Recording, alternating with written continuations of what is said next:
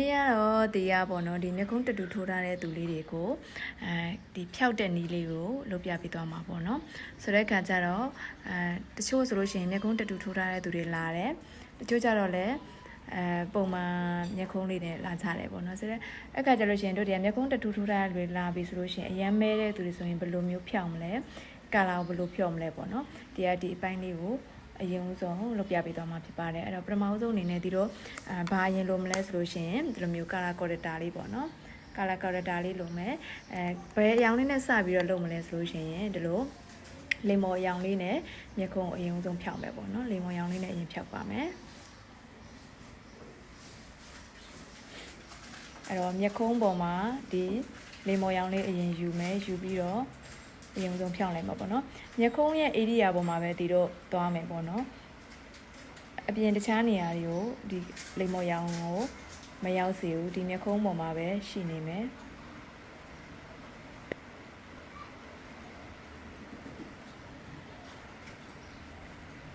အဲ့တော့မျက်ခုံးတူထိုးထားတဲ့လူတွေလာဆိုရင်တချို့ဆိုလို့ရှိရင်ပေါ့နော်မျက်ခုံးလေးတွေကသူ့ရဲ့မျက်နှာလေးနဲ့လိုက်ဖက်တာလေးတွေတခါလေးထိုးထားတာလေးရှိရပေါ့နော်တချို့ကျတော့လည်းဒီလိုမျိုးအစမ်းတက်ခံပေါ့နော်မျက်နှာနဲ့မလိုက်ဖက်ပဲနဲ့ထိုးထားတာလေးတွေရှိတယ်အဲ့ခါကျလို့ရှိရင်တို့တွေကသူ့ရဲ့မျက်ခုံးအတိုင်းမဆွဲပေးပဲနဲ့မျက်ခုံးလေးကိုပြင်ပြီးတော့လှအောင်ဆွဲပေးတာမျိုးလုပ်ပေးရမယ်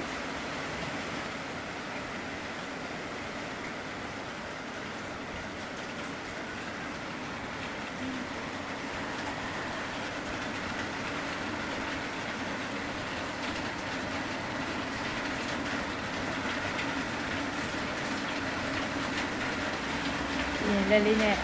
ဖွက်ဖွာလေးတိတ်မယ်ပေါ့နော်ဒီလိုမျိုးလက်နဲ့တိတ်တဲ့အခါကျရင်အားကြီးအရင်စိုက်လို့မရဘူးပေါ့နော်ဖွက်ဖွာလေးသွားမယ်လက်အားထဲလို့ရှိရင်အောက်ကကာလာတွေကပြန်ပြီးတော့ပေါ်လာတတ်တယ်ပေါ့နော်အဲတော့နည်းနည်းဖွက်ဖွာလေးပဲသွားမယ်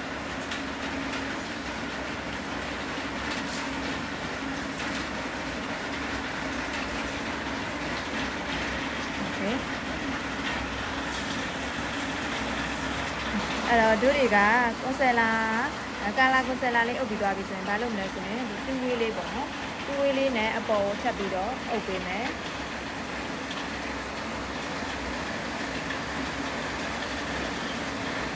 တိတ်ပြီးတော့သွားမယ်ပေါ့နော်ဒီလိုကြီးဆွဲသွားတာမျိုးမဟုတ်ဘူးဒီလိုတိတ်ပြီးတော့သွားမယ်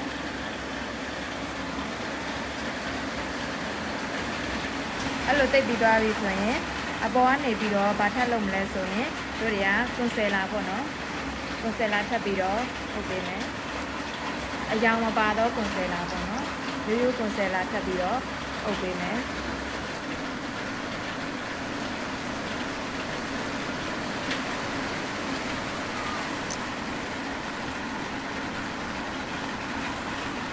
ပြန်လက်ကလေးနဲ့ပြန်ပြီးတော့တိတ်ပေးမယ်ပေါ့နော်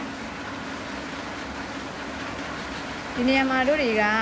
စောင်းအောင်ကအတိုင်းဒီကလာကွန်ဆယ်လာပြီးတော့ပေါင်နာလေးအုပ်ပြီးသွားလို့အခြေအနေလောက်မှာရကျင်နေဆိုရင်လည်းအဲ့နေရာမှာရက်ထားလို့ရတယ်ပေါ့နော်မဟုတ်လုံးဝရှင်းပျောက်သွားကြအောင်ရကျင်နေဆိုလို့ရှိရင်တော့ဒီလိုမျိုးကလာကွန်ဆယ်လာလေးနဲ့ထပ်ပြီးတော့အုပ်ပေးပေါ့နော်အရှင်းပျောက်သွားအောင်ဆိုဒါကကြတော့ဒီတို့ကဒီမျက်ခုံးနေရာလေးပဲလုပ်ပြတာပေါ့နော်ပြီးလို့ရှိရင်ဒီပေါ်မှာဖောင်ဒေးရှင်းတွေသွားလိုက်ပြီဆိုလို့ရှိရင်ဒီနေရာလေးကတစ်ထပ်တည်းကျသွားမှာเนาะ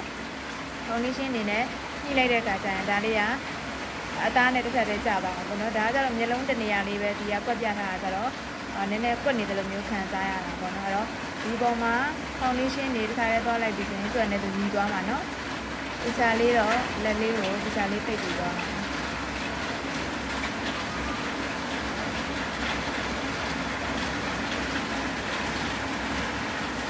ဒီဆိုပါပြန်လုပ်မယ်ဆိုရင်စွမ်းနာတူဝေးလေးနဲ့ပေါ့နော်ပြန်ပြီးတော့တိတ်ပေးမယ်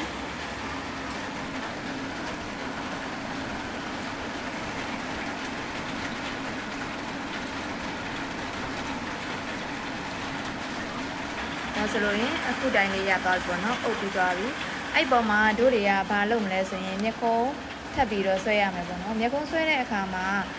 ဒီလိုတက်တူးထိုးထားတဲ့သူတွေကိုတို့တွေကမျက်ကုံးဆွဲတိုင်းနဲ့တွားဆွဲလို့အဆင်မပြေဘူးအဲ့ခါကျရင်ဘာဖြစ်မျက်ကုံးဆွဲတိုင်းနဲ့ဆွဲရင်ဘာဖြစ်သွားမလဲဆိုရင်ကိုဖုံးထားတဲ့အရာတွေကပြန်ပြီးတော့ဖော့တယ်လို့မျိုးဖြစ်တာပေါ့နော်အဲ့တော့ဘာနဲ့ဆွဲမလဲဆိုရင်ကိတ်အမှုန့်နဲ့ brush လေးနဲ့ပေါ့နော်မျက်ခုံးကိုဆွဲပေးရမှာဖြစ်တယ်ကိတ်အမှုံလေးနဲ့ဒီလိုဆွဲပေးရမှာပေါ့နော်အဲ့တော့ brush လေးကဒီ sound brush လေးနဲ့အရင်ဆွဲမယ်ပေါ့နော်ဒီ brush အကြောင်းလေးတွေကတော့ဒီကထပ်ပြီးတော့ရှင်းပြရမှာပေါ့နော်brush လေးကဒီလို sound brush လေးနဲ့သွားပေးရမှာပေါ့နော် brush အကြောင်းလေးတွေကတော့ဒီတီးတန့်ထပ်ပြီးတော့ရှင်းပြအောင်ပါပေါ့နော်ဒါလေးကအရင်ဆုံးလောက်ရမှာဖြစ်တဲ့အတွက်ဒီဟာလေးနဲ့အရင်ဆုံးလုပ်ပြပေးမယ်နော်ဒီ sound brush လေးနဲ့ဒီလိုမျက်ခုံးဆွဲမယ်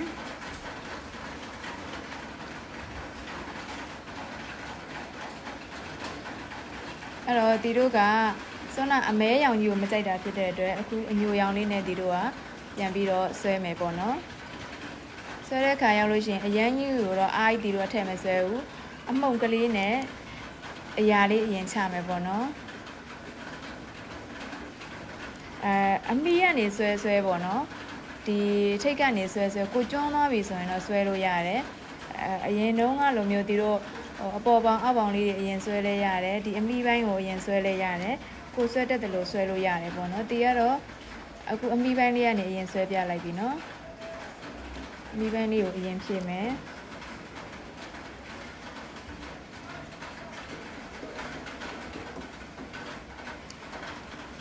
အမီပိုင်းလေးစိတ်ကြရပြီဆိုတော့မှရှေ့ပိုင်းတွေကိုတောင်းမယ်နော်အမီပိုင်းလေးကိုတခြားနေရာလေးပုံလေးချမယ်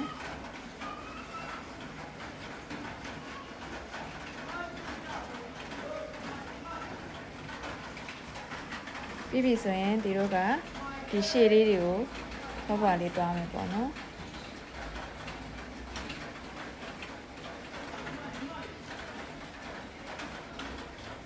အဲ့တော့ဒီလိုရှေ့နောက်လေးတခြားလေး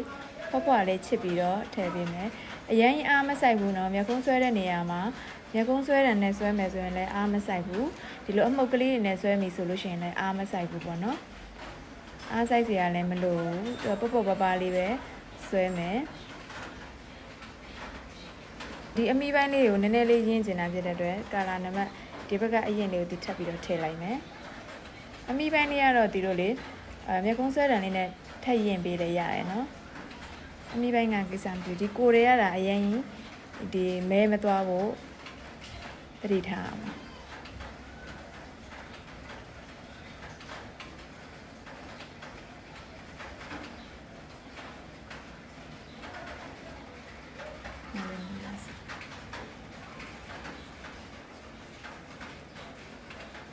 ထိပ်ပိုင်းလေးတွေကိုဖြော့မယ်လက်လေးကိုဖြော့ပြီးတော့သွားမယ်ပေါ့နော်ထိပ်ပိုင်းကလုံးဝဒုံးတီဖြစ်နေလို့မရဘူးပြီးတော့ဒီပုံစံလေးရမယ်ပေါ့နော်ဒီဘက်မှာဆိုရင်အမဲဒီလိုဒီဘက်မှာဆိုအညိုရောင်လေးသွားမယ်ပေါ့နော်အဲ့တော့လိုက်တာကတော့အညိုနဲ့ပိုလိုက်တယ်ပိုလှတယ်ပေါ့နော်အဲ့တော့မျက်ခုံးတွေမှာဆိုလို့ရှိရင်ဒီလိုအတက်နိုင်ဆုံးအမဲရောင်လေးတွေကိုဆွဲတယ်အမဲကာလာလေးတွေရှောင်မယ်ပေါ့နော်အညိုရောင်လေးတွေနဲ့ဆွဲမယ်အဲ့တော့တတိထားမှာကတတူထိုးထားတဲ့သူတွေပြန်ပြီးဆွဲတဲ့အခါကျရင်လုံးဝအားမထည့်ပါနဲ့ဆွဲတိုင်းနဲ့ပြန်မဆွဲနဲ့ဒီလိုကိတ်မှုတ်လေးတွေနဲ့ပြန်ပြီးတော့လိုက်ဆွဲမှာပေါ့နော်โอเคပြန်ညီမညီပြန်ကြည့်မယ်ဒီလေးတို့ဒီလိုလေးသွားမယ်ပေါ့နော်ပြီးရင်တရက်လေးဖြစ်သွားဘာလုပ်မလဲဆိုရင်ဒီလိုကွန်ဆယ်လာအနာတက်မယ်ဒီလိုနောက်ထပ်ဘာလုပ်မလဲဆိုရင်ကွန်ဆယ်လာအနာလေးတက်မယ်ပေါ့နော်ဘာကြောင့်အနာတက်ရတယ်လဲဆိုရင်မျက်ခုံးမွေးမျက်ခုံးပုံလေးကိုပို့ပြီးကြွသွားအောင်တရက်လေးဖြစ်သွားအောင်လို့မို့ဒီတို့ဒီကွန်ဆယ်လာအနာတက်ပေးရတာပေါ့နော်ကွန်ဆယ်လာအနာတက်တဲ့ခါကျလို့ရှိရင်ဒီလိုသူ့ရဲ့ dress ပုံစံလေးရပေါ့နော်ဒီလိုလေးတောင်လေးပေါ့နော်လေးတောင်လေးအပြားလေးဖြည့်နေရမယ်အဲ့တော့ဒါလေးနဲ့ဒီတို့ကကွန်ဆယ်လာအနာတက်မယ်ကွန်ဆယ်လာအနာတက်တဲ့ခါရောက်လို့ရှိရင်ပေါ့နော်ဒီသူ့ရဲ့ဒီ breast မှာကွန်ဆယ်လာကြီးတွေပုံမနေရဘူးအနှဲငယ်လေးနဲ့ပဲအနာလေးတက်မယ်ပေါ့နော်